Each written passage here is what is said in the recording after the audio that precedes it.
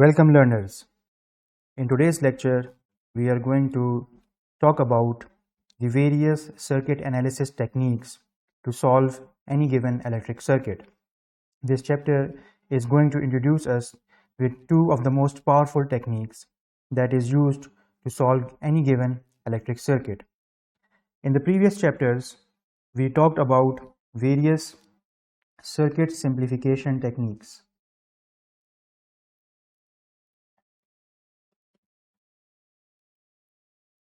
These techniques were named as KCL, KVL, the Kirchhoff's law. Obviously, we had the Ohm's law. Then we talked about equivalent resistance simplification technique. And then we talked about delta to Y and Y to delta conversions, or how to deal with bridge circuits. In this chapter, we are going to look into two of the most powerful techniques known as node voltage method. Then we are going to talk about mesh current methods.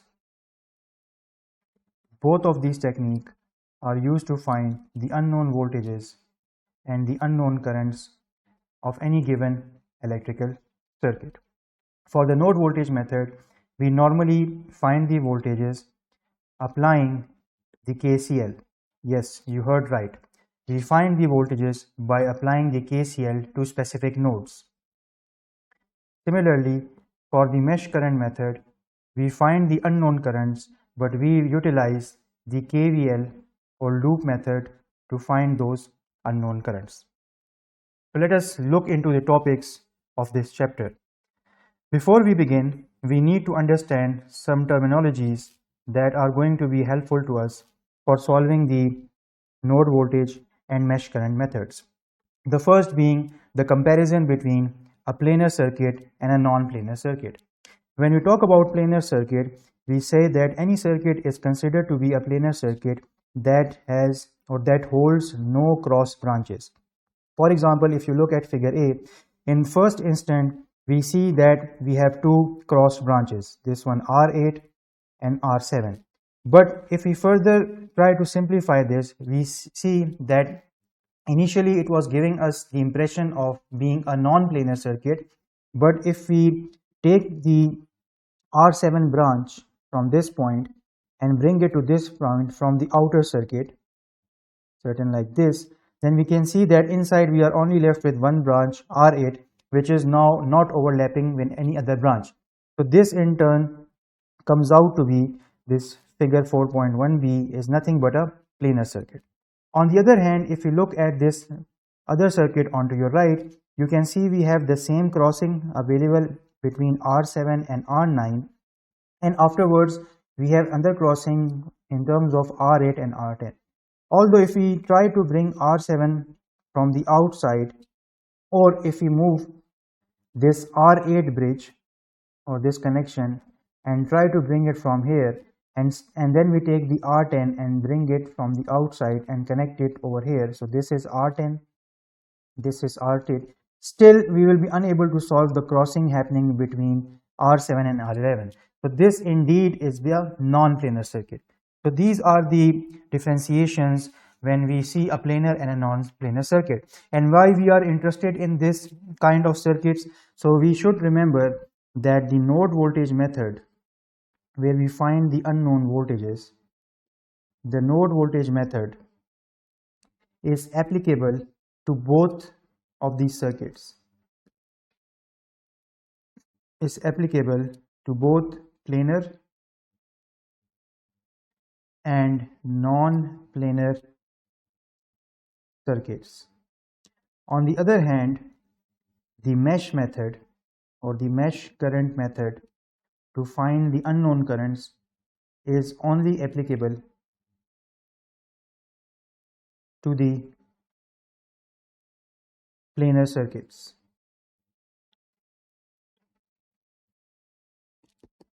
So this is why it's important for us to know the terminologies and how to differentiate between a planar circuit and a non-planar circuit.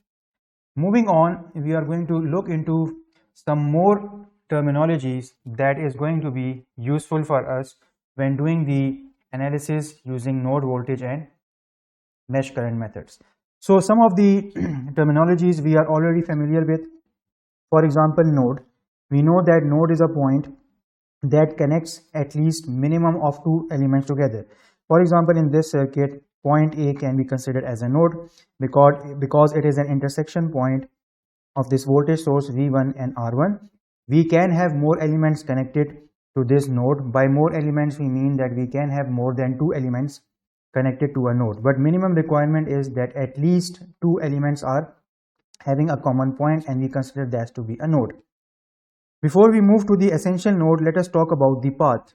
So path is a trace where we connect different elements, but the elements are not repeated. For example, if we move from point A to point G, we can see that it is following path through R1, R5 and R6, and this is one path from point A to point G. So hence this is a path. What is a branch? So branch is that point which basically connects two nodes. For example, let us say if A is a node and C is a node, then this wire between A and C is called a branch. And branch also holds the circuit element. For example, in this case, voltage source was basically on a branch. Similarly, if A and B are the nodes, then R1 is placed on a branch, and this is the definition of a branch. So in any circuit, you will find different branches which holds the elements together. Another hint to know how many number of branches exist in any circuit is so if you want to know how many branches exist in any circuit, we just count the total number of circuit elements, which means that number of branches equals to the total number of circuit elements. We are further going to see in an example that how many branches can appear in this image of the circuit diagram in front of you. Okay, coming to the essential branch, we'll talk about that later. Then what is a loop? A loop is a point which is a closed path, or it has a same starting and ending point. For example, if I move from point D, if I start from point C, go to D, then I reach E, then I go to G, then I go to F, and then I come back to the starting point C. So this is my loop. So my loop is C to D to E to G to F and back to C. So you see the starting and ending point is the same. We call that thing as a loop. What is a mesh? Mesh is also kind of a loop, but it cannot include any other loop. For example, if we take this circuit and we say like if we go from F to A to B then to G and back to F. Now this is considered as a loop, right? But this cannot be considered as a mesh. Mesh is also kind of a loop, but it shouldn't hold another loop inside. If this green was considered to be a loop, it will be fine, but it cannot be considered as a mesh because there is already a loop inside which we just saw. So we can consider this to be a mesh, but this outer cannot be a mesh. It can be a loop. And the planar circuit we have already seen. Now let us come to the two red boxed elements, which is essential node and essential branch.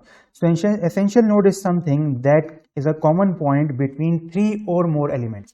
So we saw about the node, that node was a common point between two elements, or it can be more than two elements.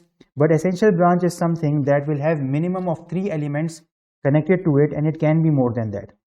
We'll again have an example and see the analysis of it. An essential branch is obviously a branch that is connecting between two essential nodes. Similarly, the branch is between two nodes, essential branch is between two essential nodes. Now let us have a look at an example and figure out where the elements are in terms of this circuit. So in this circuit, we want to figure out how many nodes are there, in part B, how many essential nodes, all the branches, the essential branches and the meshes. So let us first start with the node. So again we said node is a point that at least connects minimum of two elements together. So in this example we can see that the nodes are point A. So the ones that I'm highlighting in circle, the red ones are the nodes. So this is node A because it is connecting V1 and R1. Then I can say B is also a node because it is connecting R5 and R1. E is also a node because it is connecting at least two elements R5 or R3, and R6 is also joining. G is also a node because it is connecting R4 and R6, and it can have more than two, let's say I and R7. F is also a node because it is connecting R4 and V2, and C is also a node. So in this circuit, we have 1, 2, 3, 4, 5, 6, and 7 nodes. Okay. What about essential nodes? So essential nodes are those which basically have minimum of 3 elements. If I look at node A, I cannot consider this to be essential node because it is just connecting 2 elements. However, if I come to B, I can consider this to be an essential node because it is a common point for R1, R5 and R7. Minimum 3 elements are connected, and I can also have more than 3, so I is also a part of this. So this is one essential node. Let us come to E. Now E can also be an essential node because it is connecting minimum of 3 elements at a single point, R5, R3 and R6. What about G? G is also an essential node because it is connecting R4, R6, R7, and I is also part of this. What about F? F cannot be an essential node because it is just connecting 2 points. P can be an essential node because it is connecting 2 voltage sources V1, V2 and R2, and again A is not an essential node. So in this circuit we have 1, 2, 3, 4 essential nodes. Okay, what about branches? So for the branches we said okay, how many elements are in this circuit. So in this full circuit, the number of branches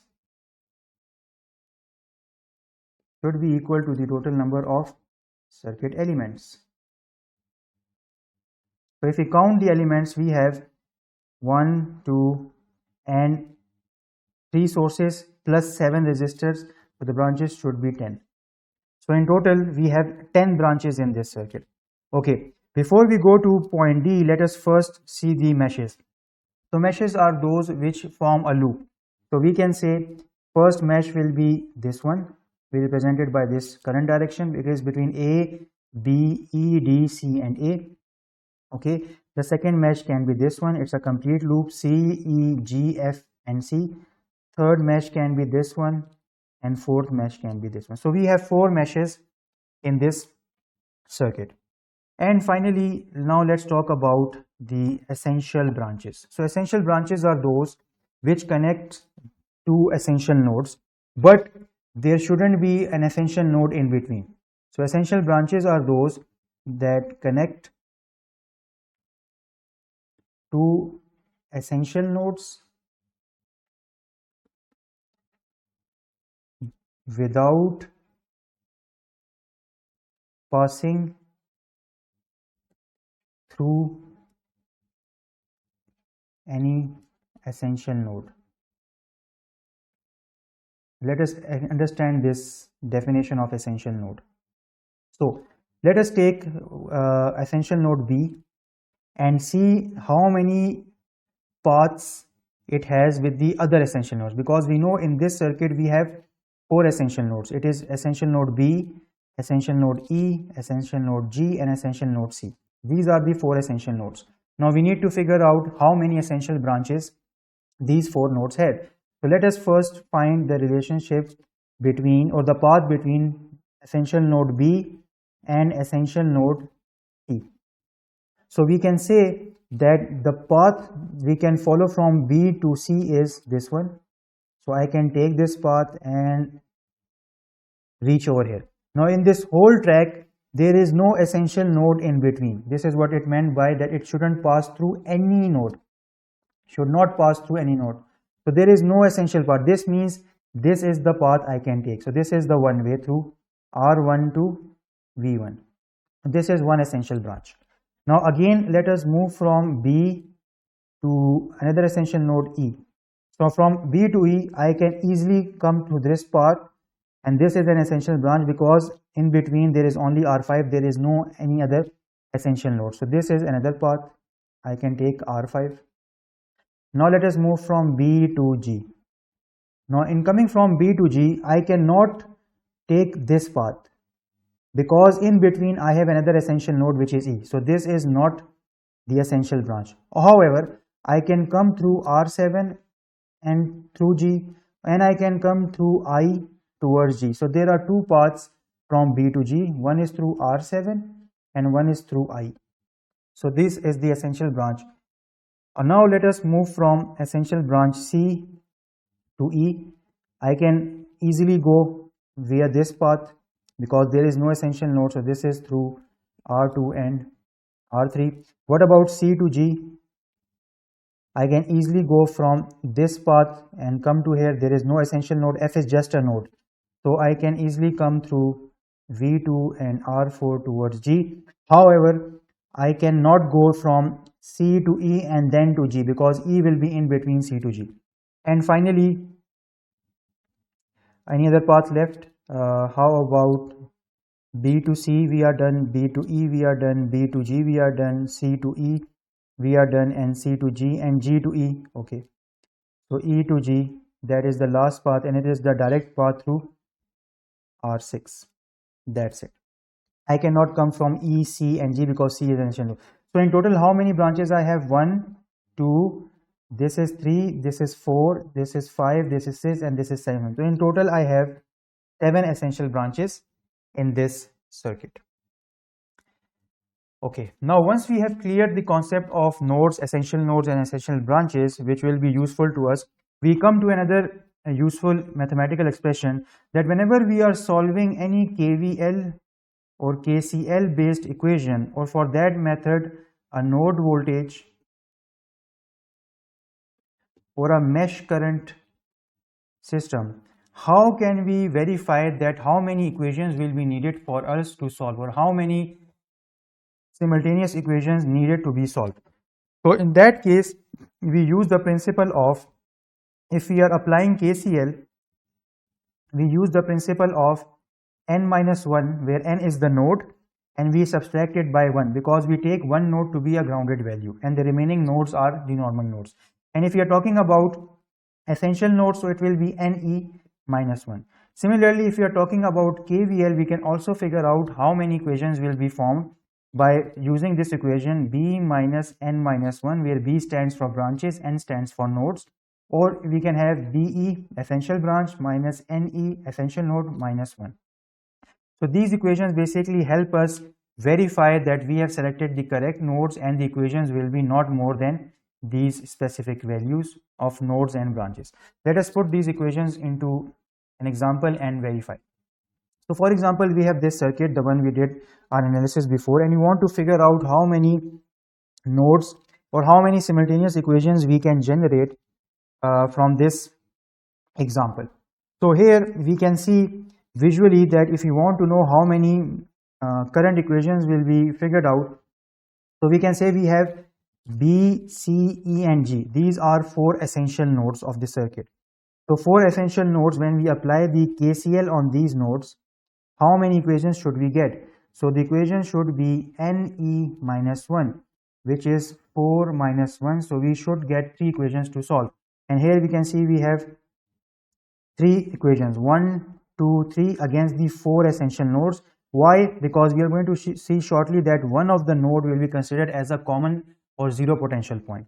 Similarly, if you want to figure out that how many loops will exist if you want to apply KVL, so visually we can see we have 1 loop, 2 loop, 3 loop, and this is the 4th loop, and the equation will be b minus n minus 1. So how many branches we previously saw? We had 10 branches minus how many nodes?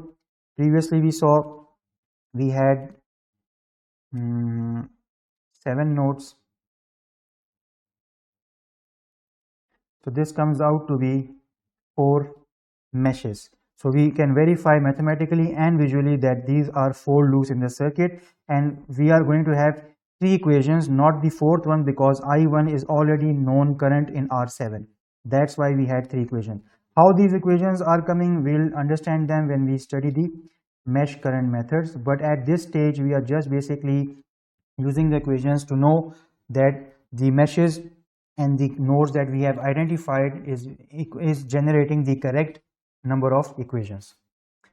So now once this is understood, let us now move to our first powerful technique, and which is called the node voltage method. So now how do we proceed with the node voltage method, or what are certain rules for node voltage methods? So whenever we are given a circuit, we basically apply certain steps to make it ready for node voltage analysis. Again, the idea of the node voltage analysis is to find the unknown voltages in any given electrical circuit. So the steps will be, the first one will be, we have to first mark, let me divide this screen so we can understand the points step by step. We have to mark the essential nodes. This will be the first step.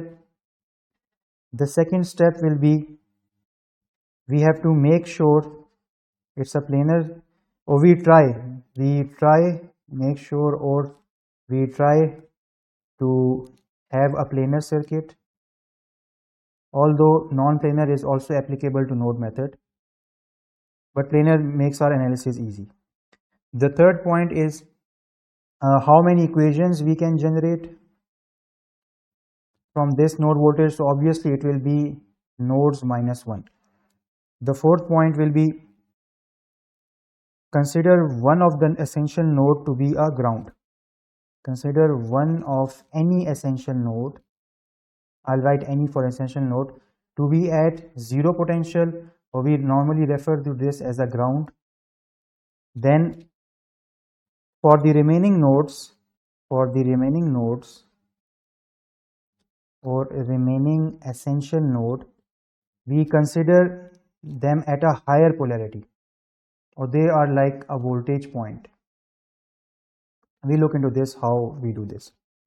And then from these essential nodes, consider currents leaving, which means we apply the KCL on this, right? And finally, we can solve the circuit by Ohm's law. Ohm's law meaning the currents that are leaving, we are going to find them through I equals to V by R. So these are certain steps that we have to know in solving this circuit. Now let us take an example and apply these points onto these circuits. Okay, so let us say I have this voltage source,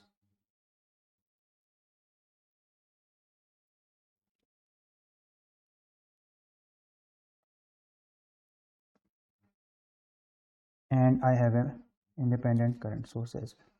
So this is 2 amps, this is 10 ohm, this is 2 ohm, this is 5 ohm, this is 1 ohm, and this is the independent voltage source of 10 volts.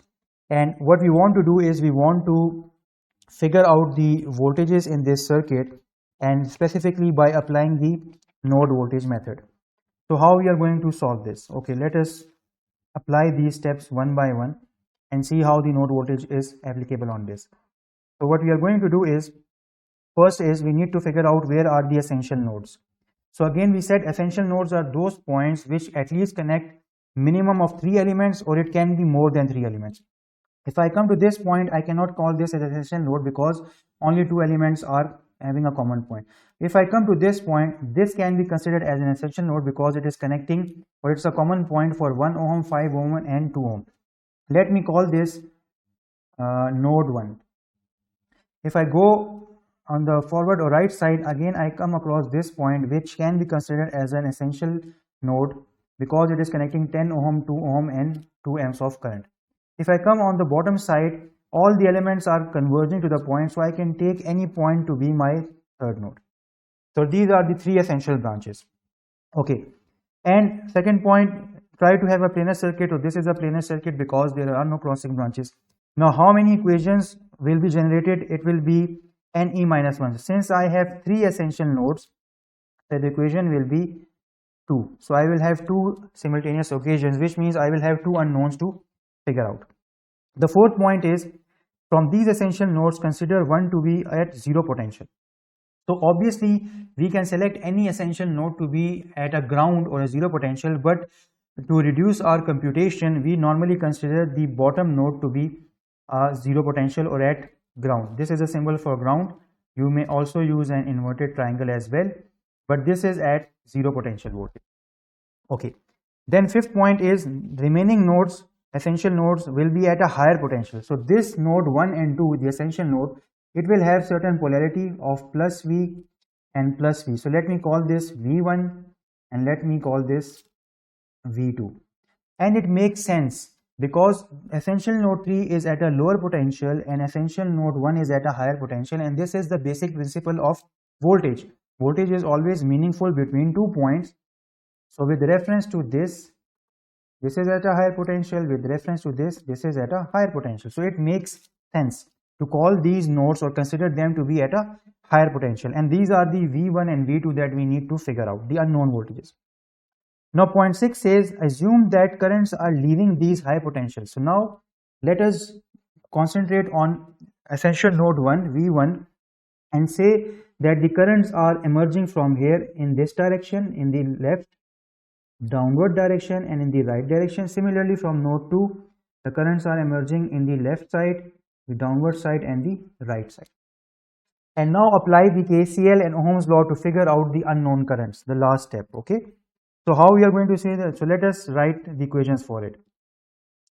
At node 1, so the equation will be apply I equals to V by R.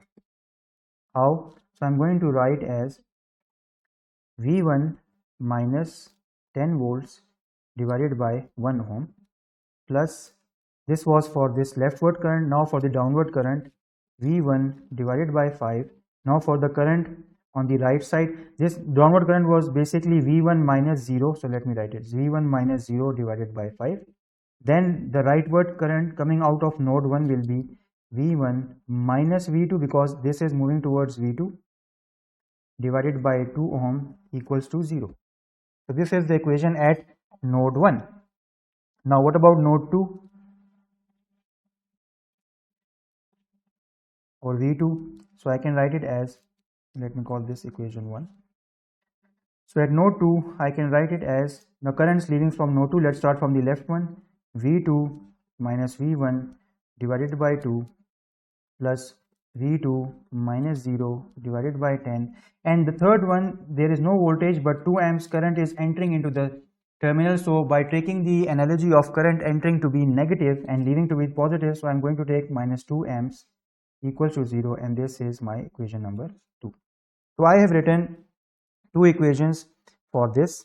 Now I can simplify the equations. I can further simplify these 2 equations.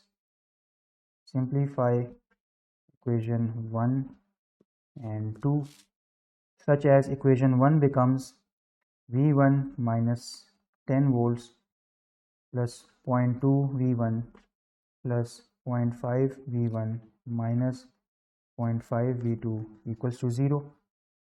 Similarly, I can write for the other node 2 as 0.5 V2 minus 0.5 V1 plus 0.1 V2 minus 2 equals to 0.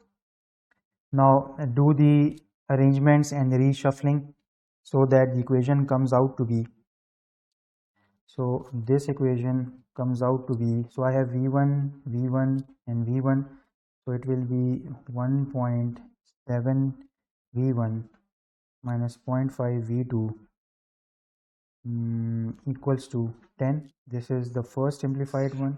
Similarly, the other can be simplified to minus 0.5, it will be minus 0.5 V1 plus 0.6 V2 equals to 2. So this is the second equation. Now we have 2 unknowns and we have 2 simultaneous equations, so you can solve it either any method. You can take the first equation and get rid of the 10, you can take the second equation and get rid of the 2, or you can use the matrix method, which means you can use the Kramer's rule to find the unknown. So I can write this as 1.7 minus 0.5 minus 0.5 0.6 V1 V2 equals to 10 and 2. So now I have Ax equals to V, x equals to A minus 1B. When you apply this rule, voltage comes out to be 9 volts and 10.9 volts approximately. So this is the output voltages we figured out, which were appearing at these nodes V1 and V2. So the initial voltage was 10 volt and the voltage drop comes out to be 9 volts and 10.92 volts approximately. And this is how we use the node voltage method to figure out the unknown voltages. Hope this is clear. If not, let us take another example and see how we can go about this as well. So let us take another example. Okay. Okay. Let us try this one.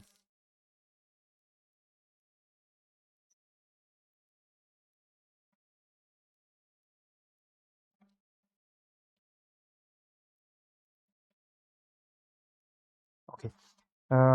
Let us say I want to find,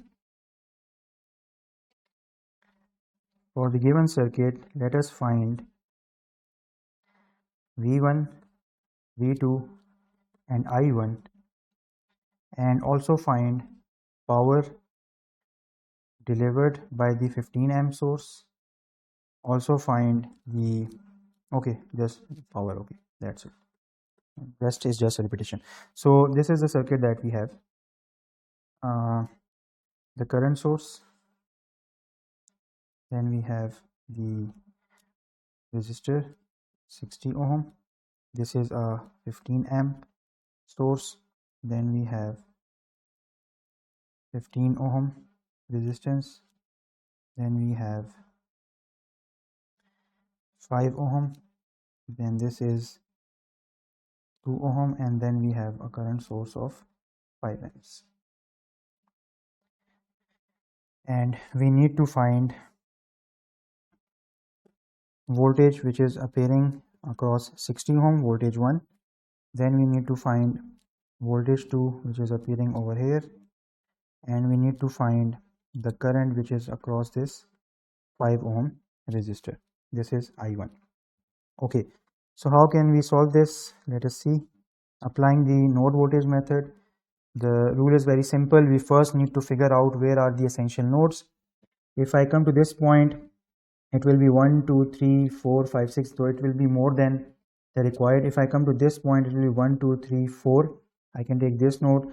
How about if I take this point as an essential node? So I will have 1 2 3 and then 1 2 3. So this is doable.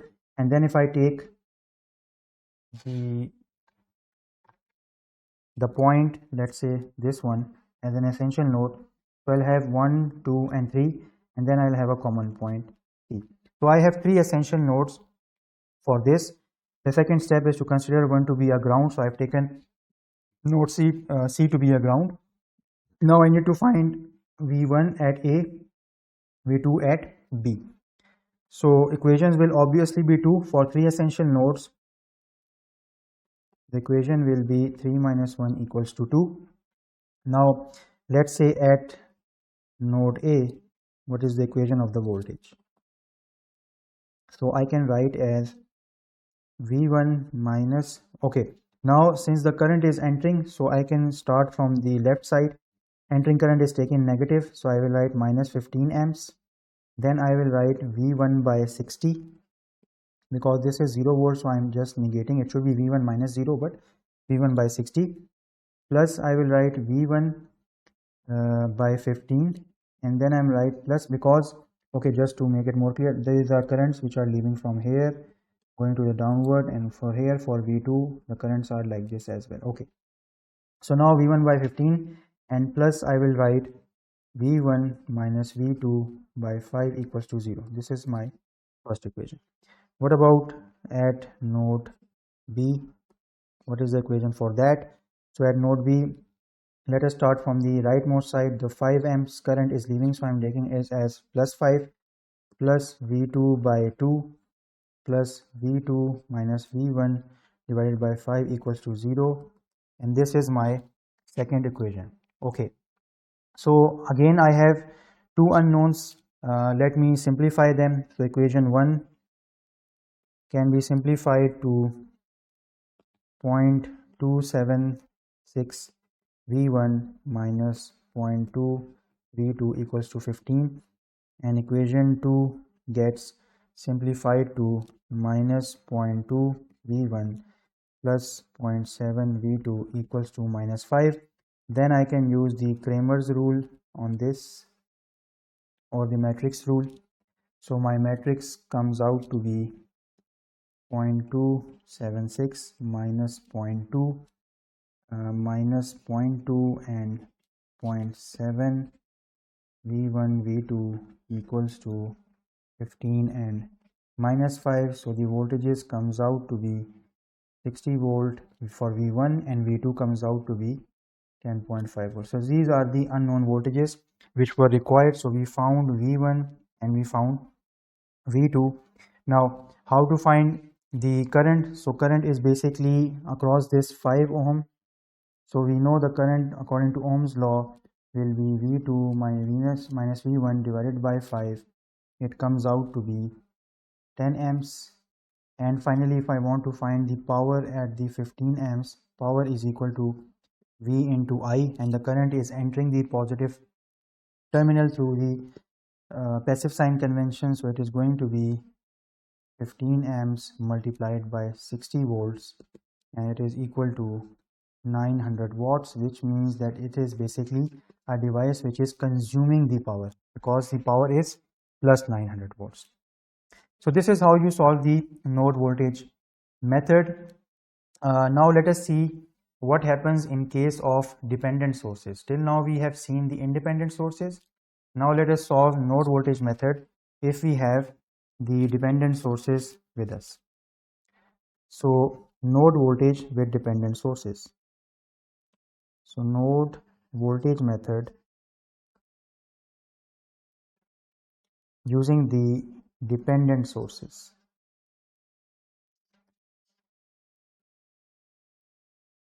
Okay.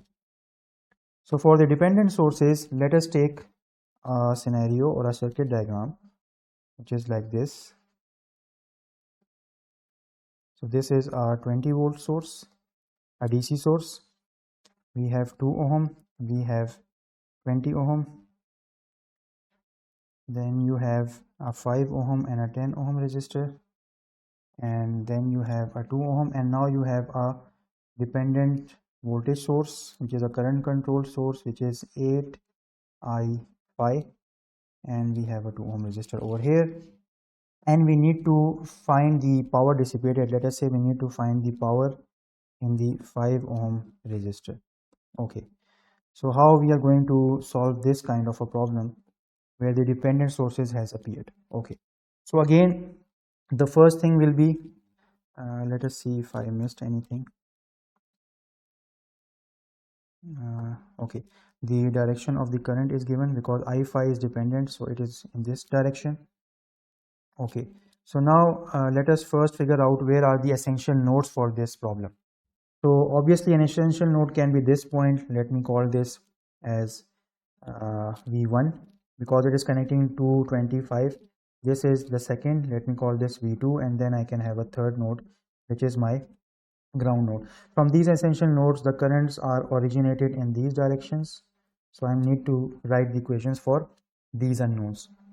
Okay, and the total number of equations will be 2 because we have 3 minus 1 is equal to 2 essential nodes.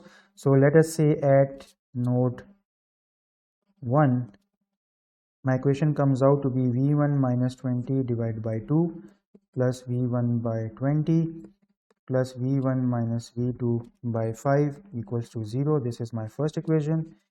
At node 2, my equation will be V2 minus V1 divided by 5 plus V2 by 10 plus V2 minus 8I5 divided by 2 equals to 0. And here I have this current controlled dependent voltage source. Now I5 is basically across this 5 ohm resistor. So I5 will be equal to V2 minus V1 divided by 5. Or if we are taking equal value, so I can write V1 minus V2 by 5 if we are moving from left to right, because the direction of the current is from V1 to V2. Now take this value of I and put it over here. So once you do that, your equation should come out to be, or I'll write this for simplicity, V2 by V1 by 5 plus V2 by 10 plus V2 minus 8 V1 minus V2 by 5 divided by 2. So now my equation, by solving for or inputting the value of I5, comes out to be minus 0.5 V1 0.5 V2 equals to 0. And similarly, the second equation which I am going to get by solving equation 1, it should be 0.55 V1 minus 0.2 V2 equals to 10. You solve this with the matrix rule or Cramer's rule, and your voltages should be 16 volt and 10 volt. And now we need to find the power across the 5 ohm resistance, which means I need to apply power equals to I square R. So in order to find current, I can apply current, which is basically I5. So I5 is going to be 16 minus 10 divided by 5, which is 1.2 amps. So input this over here, then the power should be 7.2 watts. Again, this is the power being consumed by the system. So this is how we solve the dependent sources node voltage method. Now let us come to another special case of node voltages, where we have where we try to reduce the amount of calculations by simplifying the circuit, and this is known as the special case of node voltage method. So special case for the node voltage method, and this special case is basically going to lead us to something we'll call as the supernode method.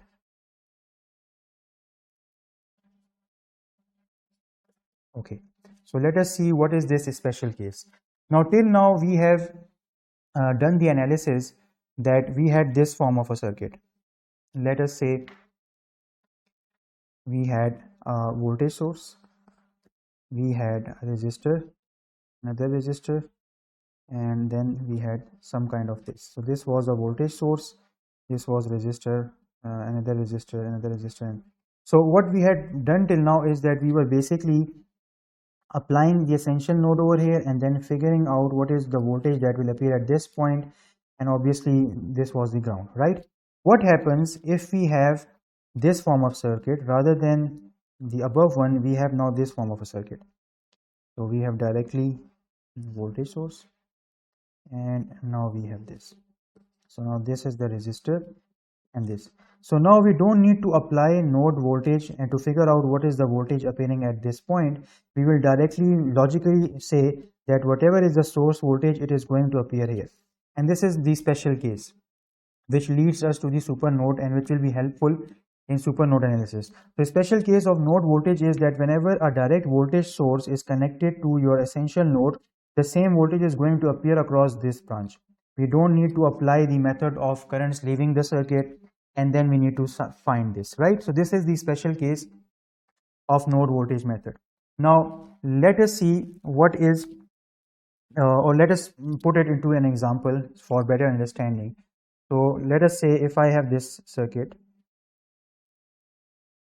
so I have a voltage source, I have a resistor, I have another resistor, I have another resistor, and let us say I have a current source like this.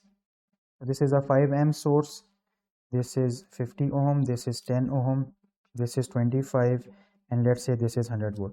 And I need to figure out what is the voltage. The first thing that we normally do is figure out the essential node. So I say this is my one essential node, let's say 0.8, because it is connecting voltage source 25 ohm and 10 ohm. This is my second voltage node, and this is my third, where third being the common node. Now normally what we'll do is we see the currents emerging from these points and we write the equation. But with the special case in mind, we don't need to find the voltage at A, because voltage or essential node A is directly connected to this 100-volt source, which means that this node is already getting the direct voltage of 100 volts. So by rule, our equation should have been 3 minus 1 equals to 2, but with the help of the special node, we not need 2, just need one equation for this structure, which means we just need to apply the equation at node voltage B. So at node B, our equation will be, let's say, V2 minus V1 divided by 10 plus V2 by 50 minus 5 equals to 0. And once we solve this, our V2 should come out to be 125 volts, because we know that V1 is already 100 volts. So this is the assistance we get by using the special method. Okay, now let us come to the supernode concept. So what is the idea of supernode? So supernode is that whenever we have a voltage source, whether it is an independent or dependent, between two essential nodes, we consider those two essential, and let me call it any essential nodes, to be a single supernode, which means our equations will reduce from, let's say, 3 to 2, or even from 2 to 3. Let us do a quick example for this and see what do we mean by essential node. So let us say I have this circuit. So I have a voltage source connected to a resistor, then I have another source, another resistor, then I have a dependent source, then I have a resistor, and finally I have a current source over here. That's it. So this is a 4 amps current source. We have a 100 ohm resistor. We have a current controlled 10 I5 voltage source where the current is moving in this direction. I have a 50 ohm resistor. I have a 5 ohm resistor, and this time the current is in the opposite side. I have a 40 ohm resistor, and this voltage source is 50 volts. Okay. Now let us apply the node voltage method and figure out whether the supernode exists or not.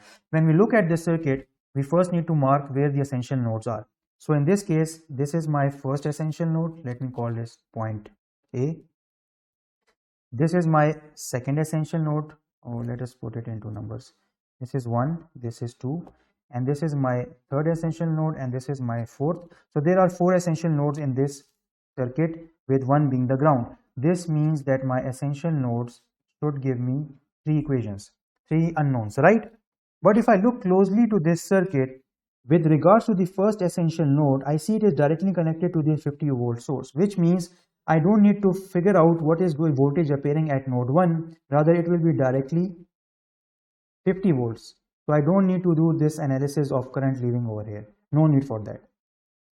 Good. So my equations have now reduced from 3 to 2. Okay. Now if I further look into the circuit and see what is happening in terms of the supernode, I can figure that between essential node 2 and essential node 3, there lies a voltage source. It is a dependent voltage source, but it is still there. And this is the definition of supernode, that instead of using equations for these two nodes separately, I can write a single equation. Okay, let us first write the equation separately for the two nodes, which means I have to decide where the currents are. So this current is for leaving from the nodes in this direction and in this direction. So let's say at node 2, first see what is the equation. Okay, writing the equation is basically just going to increase our processing or computational time. Using a supernode basically reduces that time. So how, we will see. Let us say if I write the traditional equation by considering node 2 as an independent node, so I can write V2 minus V1 divided by 5 plus V2 by 50, and let us say that the current moving from the right side of the node 2 toward the dependent source is, let's say, plus I equals to 0, because I don't know what is I. It is 10 watt. Okay, what about node 3? At node 3, so equation will be V3 by 100 minus 4, and see, the current is moving towards the source, but originally it is entering inside. So this is what we assumed, entering to the source, but original I is in this side, so it is going to be in the opposite direction. So I can write minus I equals to 0. So now these are the two equations which I got by separately writing the equations for node 1 and 2. Now in order to solve this, let us say if I add these two equations, the value of I disappears. So by adding, let's say by adding equation 1 and 2, the current disappears. So the overall equation I get is V1. So the equation that I get is V2 minus V1 divided by 5 plus V2 by 50 plus V3 by 100 minus 4 equals to 0. This is equation number 3, which I am getting by adding these two equations. Okay, now let us assume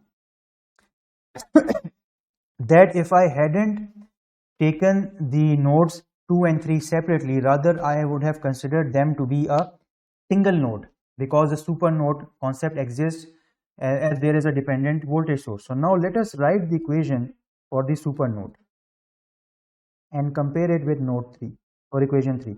So supernode equation, that is, I am considering equation 2, or let me write it over here so that the image is visible.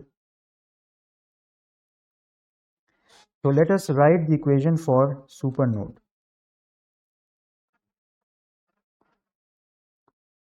where I am considering that node 2 and node 3 are a single node. So how I'm going to write the equation for that? Okay, so when I write the equation, let us start with node 2. I'm going to write V2 minus V1 divided by 5 plus V2 by 50, and now for the current that is leaving the essential node 2 and moving towards the right into the dependent source, I'm going to ignore that equation. I'm not going to write equation for that current. So this means I'm going to ignore that. I'm not going to write the current for this portion. Now I'm going to move to node 3. In node 3, again I'm going to ignore the current which is leaving on the left side of node 3 and entering towards the dependent source. I'm going to write the equation for the downward and the right of the current leaving node 3. So it will be plus V3 by 100 and minus 4 equals to 0. This is equation number 4 for the supernode. And if you look closely, that equation number 3 which I wrote here is exactly the equation which I got from the supernode, which means that I don't have to go into the hustle of figuring out what was this current if I had taken the nodes separately. So this is the advantage we get when we are utilizing supernodes to solve the node voltage analysis. And now once you have these equations, I leave it to you to figure out the answer. I'll just leave the answer for you so you can practice afterwards. So the V or the voltages or the unknown voltages, okay, let me write it for you because there is an independent voltage, you might get some difficulty. So now once we have this equation, let us simplify this equation. It comes out to be it comes out to be a value of 0.22 V2 plus 0.01 V3 equals to 14. Let me call this equation A, and remember V1 is already known. V1 is directly the voltage source, which is 50 volts. Okay, so V1 is already 50 volts. So this is equation that we are getting. Now in this equation, Equation number A, we still don't know what is the value of V2 and V3, but we do know that V2 and V3 share a common dependent source, which is 10I5. So based on the Ohm's law, I can write that V3 will be V2 plus 10I5. And now what is I5? I already know that I5 is basically the point which is over 5 ohm resistor. So it is basically V2 minus 50 divided by 5. Now you input the value of I5 over here. So V3 should be V2 plus 2 V2 minus 100. You get the value of V2. Now you just put the value of V2 into equation number A. So I'll use this portion in equation number A. So you should get the value of 0.22 V2 plus 0.03 V2 equals to 15. Now you have the two equations necessary to solve this. And then when you apply, so this is your equation number 1 with 15, and this is your equation A. So this is B, and you have B. You apply matrix rule on equation A and B, you will get the voltage of 60 volts. V3 should be 80 volts, and from here the current I5 will be 2 amps. This is how you find the unknown voltages and currents from this question. The important thing to note was how to deal with the supernode that is existing between essential node 2 and 3, and how we are going to write the equation or a single equation for the supernode method.